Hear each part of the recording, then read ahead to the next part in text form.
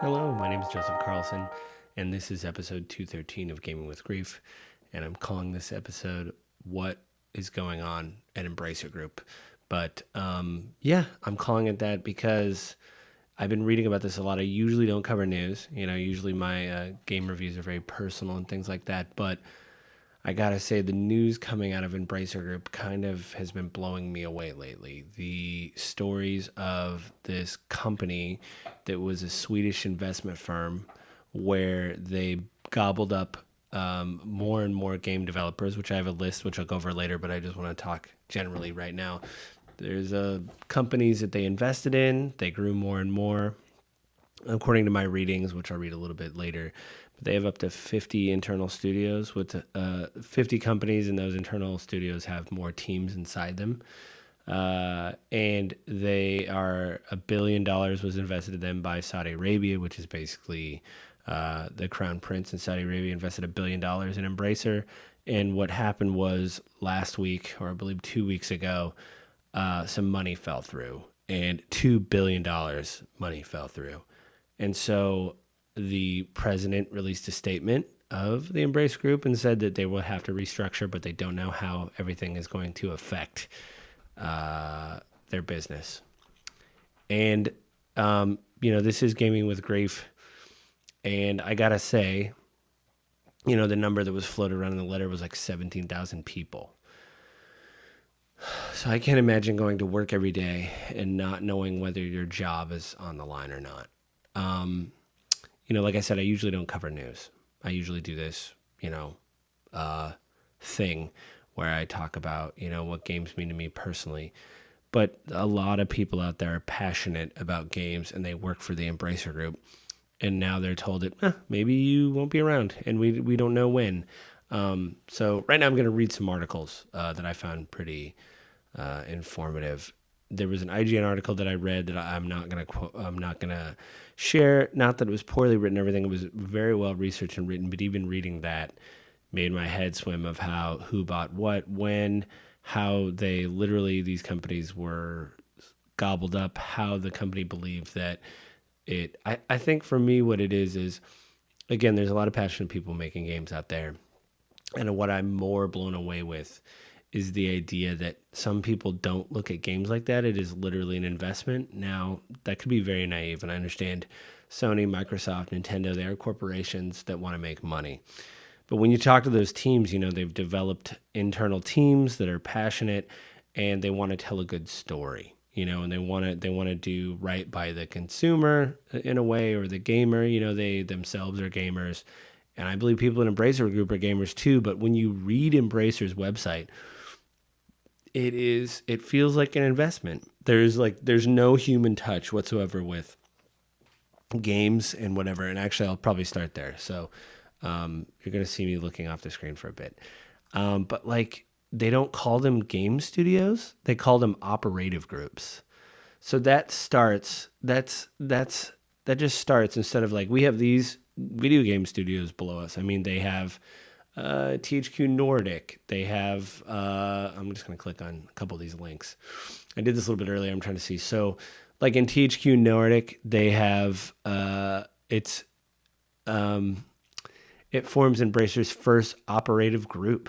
It's not a studio, but they do make PC and console games. Their headquarters are in Austria. They have 22 internal in studios, and they have about 1,151 people. So those, they have an asterisk. Those are updated, but that's what we're talking about. 22 internal studios here, 1,100 people. Are they going to have a job? No one knows. Asmodee, that's one that I wanted to bring up too. They do board games, but they also take those board games and make a digital product out of them. So if you, I reviewed on the pod Carcassonne, I think that's how you say it. They do Catan, which you can play on a lot of digital, as a video game. You can play Catan, the board game, with friends. Again, Asmodee has 22 internal studios, 2,582 people, asterisk, because those numbers change and fluctuate. So again, are they going to be out of a job? No one knows. And again, Dark Horse Media, which I love Dark Horse, because what Dark Horse is comics. They also do amazing art books for games that makes you appreciate. They did the Zelda art books that I've read, and it makes you appreciate the work and time that goes into these things. And it just totally blows my mind that this conglomerate on conglomerate. And I can see from their standpoint, like they didn't have to accept the deal from Embracer, right? But being independent, living month to month on what you have coming in and what you have going out, and somebody comes to you early on and says, "We're gonna do it." We want there to be some kind of stability, but now you're at the whim of a market, probably even more so. It's terrible, and it's just something that I kept reading about and hearing about last week. And I did have a review planned, but I wanted to talk about this because I'm just looking again. Dark Horse Media, they did the Legend of Zelda Encyclopedia. There's a 3-part encyclopedia with the art and artifacts, the encyclopedia of how the timeline works, and then Heroes, I think, which is just more art. They did Witcher comics. They do a lot of comics based on popular IP. They did the Cyberpunk 2077 art book, which I haven't got, and I didn't personally like Cyberpunk 2077. It didn't speak to me, but the art. I mean, when I go to Night City and the little bit I played, it looks beautiful, and to use that concept art to, develop your game. They did the creating a champion guide for Breath of the Wild, and in the back of that, there's like these design documents and how they designed the character and the time period that they use. Like that stuff's just gonna, listen, this episode is more about of a warning, but imagine waking up and doing all this great work and stuff, and like especially with publishing now, which is very difficult. You put together this amazing manuscript on Zelda, and then you don't know every day if you're gonna go to work and they're gonna invite you into a conference room with HR and you're gonna be fired. And it's one thing when we read the news, and we've read it here. Occasionally, I will, that like some studios are, just laying people off, and it's terrible. And you get invited in the conference rooms. I've heard stories of people being in other countries doing press, working for the company that they work for, and then they have to come home to find out, or they get a text like, "Hey, by the way, you're on the list and you're going to be laid off as soon as you come home." Like, that sucks, right? But this of like every day, hey, come in, do your best job. Is tomorrow going to be the day that you're laid off? I don't know. Could be. And let's see here. There's an open letter from the. This came out on June 13th, 2023 at 8:03 a.m. maybe. I'm just going to read this. This is an open letter by the Embracer Group CEO on the restructuring program that's going to happen.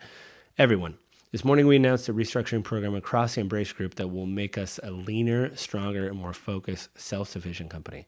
I want to share some background and context to this decision and what it means for us going forward.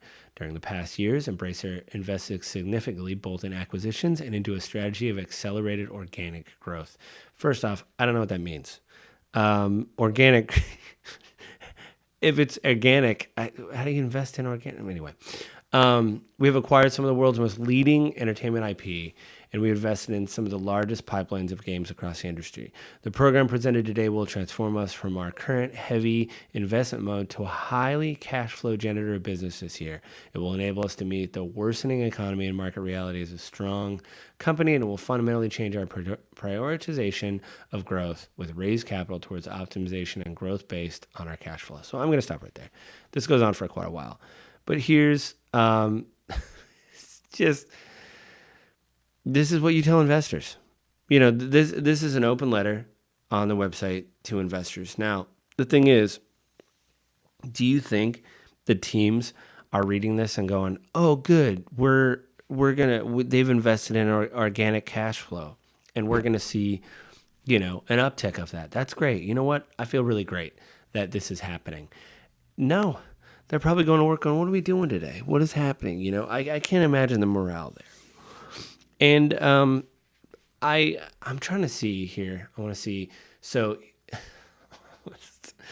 again, they don't call their game developers. They call them operative groups. Their group strategy. Here's their strategic philosophy. Embrace Group has come a long way on its journey to be a substantial lasting and sustainable enterprise. The strategic philosophy has been developed and refined over time and serve as a guide for future profitable growth. Right there, profitable growth, right? Not like great people are trusted and empowered to pursue great ideas as much as and reach their full potential with their unique culture and strategy. They have all this stuff. If you scroll down, there's the Embracer ecosystem, which is a dot within a bunch of other dots. I can't even. It's the coldest thing I've ever read. Like if I go to Nintendo's website, and I'm just gonna do it right now. I'm just gonna go to Nintendo jobs. I'm doing this live. We're doing it live. So they,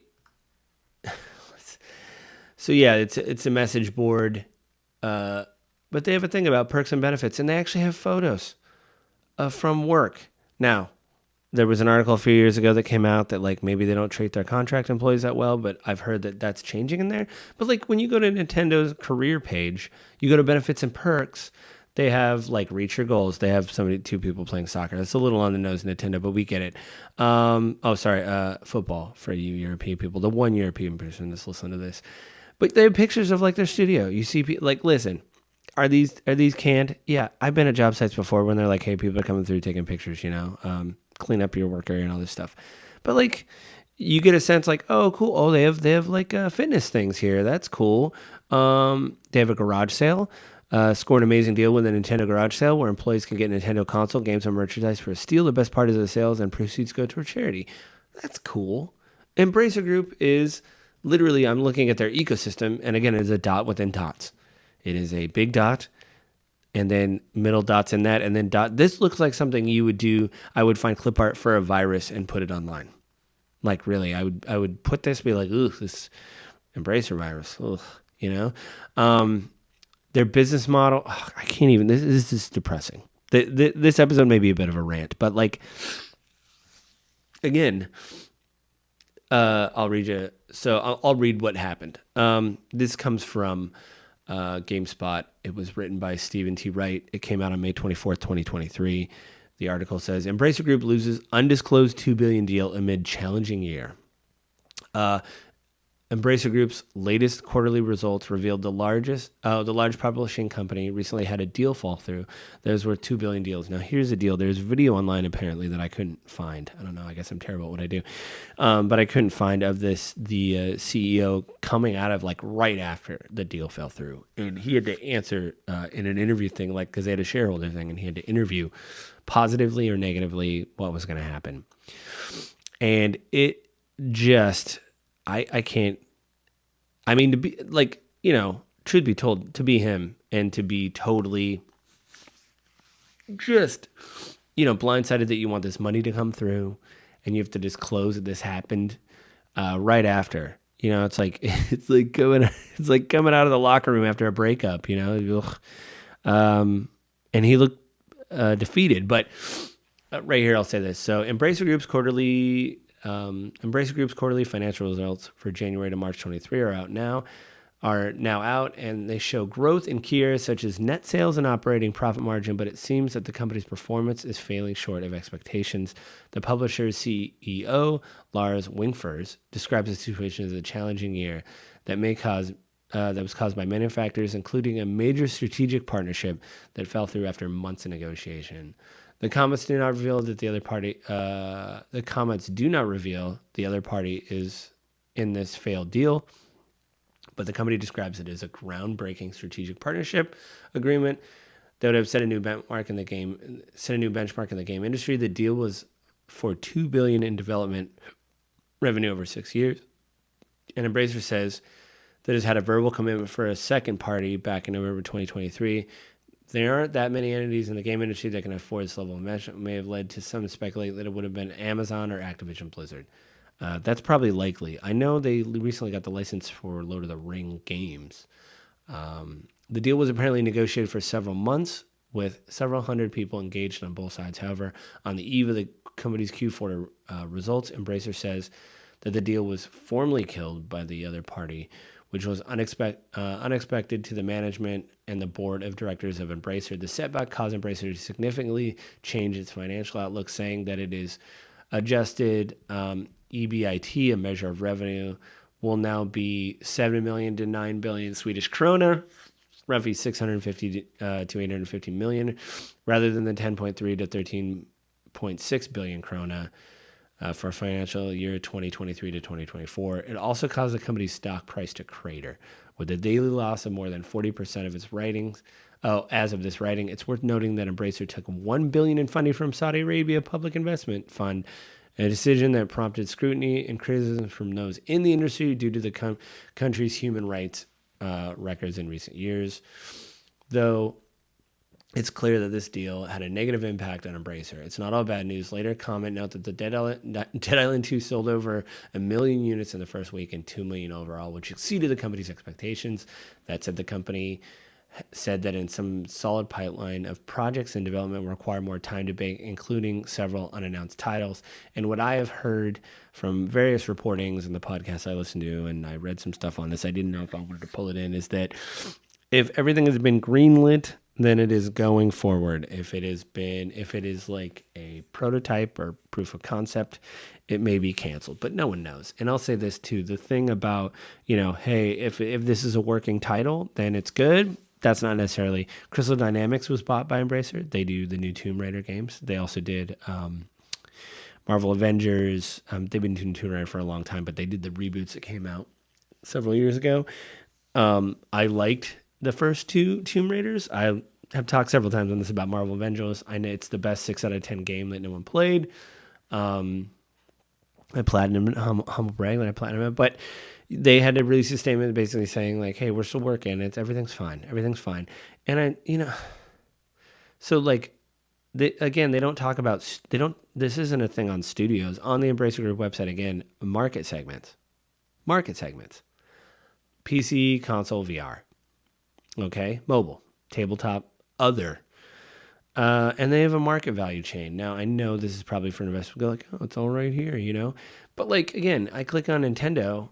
If I just click on Nintendo of America, I'm just clicking on Nintendo of America's. I'm doing the general page. Boom, number 1 game, Legend of Zelda, Tears of the Kingdom, 10 out of 10, blah, blah, blah.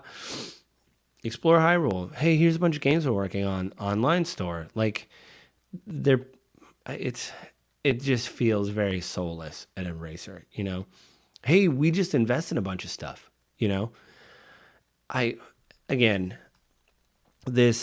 I'm just, every day for these people to wake up and go, maybe the day's the day I get fired. My heart goes out to everybody at Embracer. And let me tell you, the few things I've interacted with Embracer, I have played some of these Asmodee digital games. I've covered them on the website. You guys did a bang up job, from what I can tell. The Dark Horse comic thing, that's amazing, man. I want to see, I didn't play Biomutant. I heard it got mixed results, but like, these people are trying. There's a lot of people trying. My heart goes out to everybody. I know, like I said, I don't usually do news, but I just can't imagine what these people are feeling. And I think, on that somewhat depressing beat, I think that's it this week. I think I'll talk to you guys next week with a better review from what I'm playing so far. Well, I mean better for my podcast, meaning I had an enjoyable time doing it. But I think that's it this week. Please, everybody, have a good week. My heart goes out to everybody. Embracer. I will talk to you guys again next week. If you like what you're seeing and hearing, please consider subscribing to the podcast. You can go to either Apple iTunes, the Google Play Store, Spotify, or Amazon Music in the podcast section. It'll hit Monday morning or Sunday afternoon, depending on when it posts. And the video will hit on YouTube and Spotify Monday. Spotify will hit Monday evening, and YouTube it'll hit Monday morning, 7 a.m., just like it does for the audio services. So please go to those places and consider subscribing or listening to the show. You can also write to me at gwgpodfellows@gmail.com if you want to write me a letter. Let me know what you think of the show, things like that. Or you can also find me on Twitter at JustLittleJoe. So go to those places and please consider liking and subscribing. Thanks.